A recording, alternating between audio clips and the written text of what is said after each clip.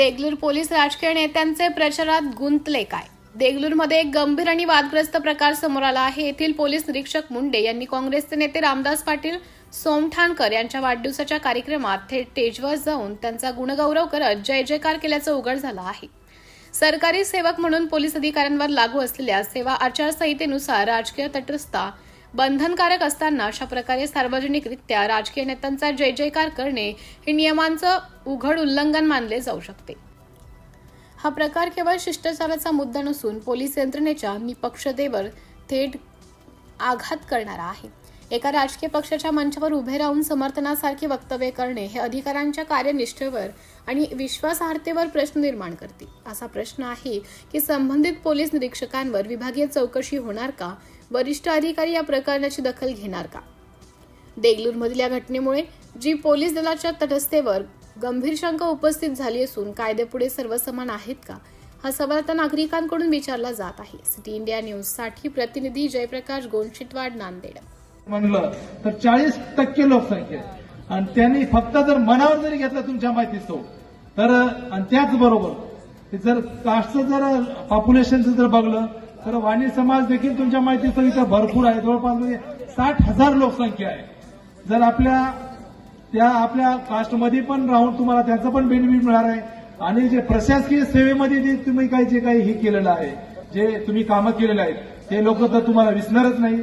आणि त्याचबरोबर तुमचं एज्युकेशन पण या एरियामध्ये झालेलं आहे, मरखेल आणि देगलूरमध्ये। त्यामुळे सर तुमच्या संपूर्ण प्लस पॉईंट आहे। त्याच्यामुळे देगलूर मुखेड काय, देगलूर नायगाव काय आणि देगलूर बिलोली काय मतदारसंघाची पुनर्रचना जरी झाली तर तुमचा जे काय अश्वमेघ आहे, कोणता मायचा लाल पण रोखू शकणार नाही। याच्यासाठी तुमचे फक्त आशीर्वाद पाहिजे आणि हे आशीर्वाद कायमस्वरूपी असावेत हीच मी आई तुळजाभवानी चरणी प्रार्थना करतोय।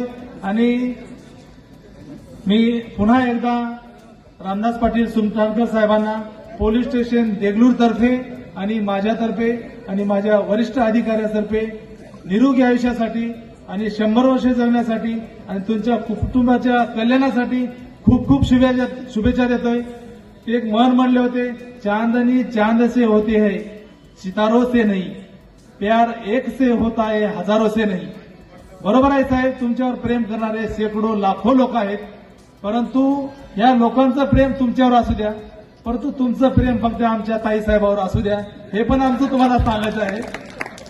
ताईसाहेब तुम्ही रोज साहेबाची हजेरी घरी घेत जा, त्यानं कितीही काम करू द्या, आम्हाला काही त्यांचं देणं घेणं नाही।